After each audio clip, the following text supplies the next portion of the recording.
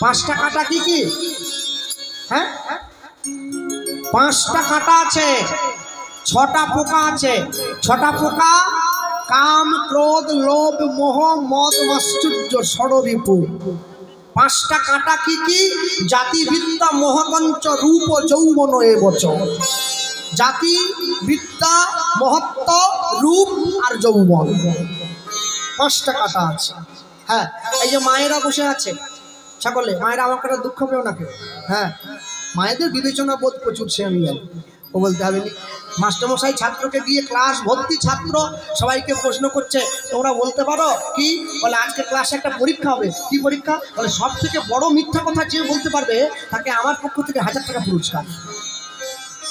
মেয়েরা বসে আছে তো লাইন দিয়ে, প্রথমে হাত তুলে দিচ্ছে, স্যার আমি বলবো। বলো। বলে আমি আজকে দেখো বাড়ি থেকে স্কুলে আসি, আমি দেখলাম গরু আকাশে উঠছে। বলে 1000 টাকা পাবিনি, তুই 200 পাবি, 200 ছোট বলেছিস। তার পিছনে একটা মেয়ে ছিল, বলে স্যার ও যদি না পায় তাহলে আমি বলবো। বলে বলো। বলে আমি আজকে দেখছিলাম কি, ঘুম থেকে উঠে আমার মা আমার বাবার পা টিপে দিচ্ছে। বলে তুই একটু বেশি পাবি। বড় মিথ্যে বলেছে। 500 কিন্তু 1000 পাবিনি। একটা মেয়ে শেষ বেঞ্চিতে বসেছিল, ও উঠে দাঁড়িয়ে, স্যার আমি বলবো। বলে বল। আমি দেখছিলাম আমার মা আর তার বান্ধবী এক জায়গায় বসেছিল, কিন্তু কারো মুখে কোনো কথা নেই। বলে এইটা তো সব থেকে বড় মিথ্যা কথা। দুজন মা এক জায়গায় বসে আছে কিন্তু কোনো আলোচনা হবে নি, এটা কি হয় নাকি? জগতের সব আলোচনা তো ওইখানে হবে। হ্যাঁ, মায়েরা যখন একসঙ্গে বসে থাকে, ছেলে মেয়েকে স্কুলে পাঠিয়ে দিয়ে ওরে আলোচনা। এতদিন অন্ধকারে ছিল, বলে আলোয় চ না, এন অন্ধকারে কেন থাকবে, আলোয় চ। সব আলোচনা ওইখানে সেরে নিচ্ছে। কিন্তু যখন কীর্তন শুনতে বসতে বলি মন দিয়ে, বলে না তোমাদের আলোচনা ভালো লাগছে না আমাদের। কেন? আলোচনায় মনোপুত হচ্ছে না। তা বিষ্ণুপ্রিয়া দেবী কাঞ্চনার সঙ্গে আলোচনা করছে, আমি তোকে যেটা বললাম তুই যদি আমার কথাটা মন দিয়ে আস্বাদন করিস তবে তো বুঝবি যে আলোচনার মধু কতটা আছে, নাহলে বুঝবি কি করে। যেই বলেছে সোনফুলের সঙ্গে গৌরাঙ্গ মহাপ্রভুর তুলনা হয় না। প্রথমে জাতির অহংকার, আমি এত উঁচু জাতি, আমি কিনা শূদ্রদের সঙ্গে চটে বসে হরিনাম শুনবো, জাতির অহংকার।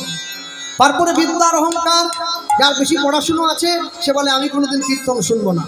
মনে রাখবেন, আপনারা যারা বসে আছেন এখানে, বাড়ির ছেলে মেয়েদের চাইলেই আপনারা ডাক্তার, ইঞ্জিনিয়ার, উকিল, ব্যারিস্টার তৈরি করে দিতে পারেন, কিন্তু চাইলেই কোনো বাড়ির ছেলেকে কৃষ্ণ ভক্ত তৈরি করতে পারবেন না। ভক্ত হওয়া বড় শক্ত। পণ্ডিত রইল বসে, গাছের ফল গাছে রইল, বৃন্ত পড়েছে খসে। মানুষ চাইবে অনেক, কিন্তু চাইলেই সব কিছু পাওয়া যাবে না। তাই বিদ্যার অহংকার, এরপরে জাতি বিদ্যা, এরপরে মহত্বের অহংকার। যারা মহৎ ব্যক্তি হয়, মহৎ ব্যক্তি মানে লোক দেখানো মহৎ ব্যক্তি, যারা লোক দেখানো মহৎ ব্যক্তি হয় সবসময় মহত্বকে নিয়ে অহংকার করে যে আমি এত মহৎ, আমি যাব কীর্তন শুনতে, আমি যাব। মহত্বের অহংকার। এবার রূপের অহংকার, নতুন করে বললে লাভ নেই। যৌবনের অহংকার। তারপরে এই যে 5টা কাঁটা তোমার জীবনে বিঁধে আছে, এই 5টা কাঁটাকে তুমি যদি হৃদয় থেকে বের করে দিতে না পারো, তুমি কোনোদিন তার চরণে গিয়ে তার কাছে বসতে পারবে না। হ্যাঁ, আজকে রূপের মাধ্যমে একটা দামি কথা আপনাদের বলে দেবো শেষে গিয়ে।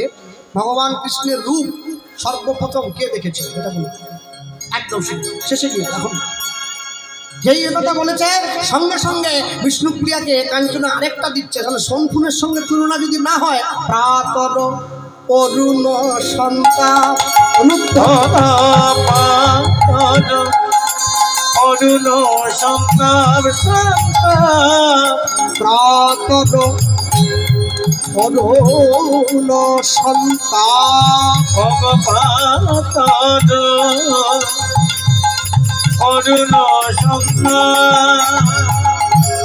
প্রভাত কালে আকাশে যখন সূর্য উদিত হয়, সেই সূর্যটা যত সুন্দর দেখতে, অত সুন্দর দেখতে তোর গৌরাঙ্গ নয়। বিষ্ণুপ্রিয়া বলছে আকাশে যখন প্রভাত কালে সূর্য ওঠে, সেই সূর্যের তো তাপ আছে, কিন্তু আমার গৌরাঙ্গ রূপী সূর্য যদি কারো হৃদয়ে একবার ওঠে, তার তিতাপ জ্বালা দূরে চলে যায়। দূরে চলে যায় গৌরাঙ্গ রূপে সূর্য যান অন্তরে ওঠে আরে প্রীতম জ্বালা দূরে চলে যায় জীবের প্রীতম জ্বালা সে যে মোচন করে আরে প্রীতম জ্বালা দূরে চলে যায় ও যে আমার গৌর হরি প্রীতম জ্বালা দূরে চলে যায় জীবের প্রীতম জ্বালা সে মোচন করি প্রীতম জ্বালা দূরে চলে যায় জীবের হৃদয় আকাশে উদিত হলে প্রীতম জ্বালা দূরে চলে যায় জীবের ভব পারাপারের ভয় থাকে না গো প্রীতম জ্বালা দূরে চলে যায় তার করুণা রূপী সূর্য হৃদয় আকাশে উঠলে প্রীতম জ্বালা দূরে চলে যায় বলি ধরো জড়ায় তার চরণ ধরো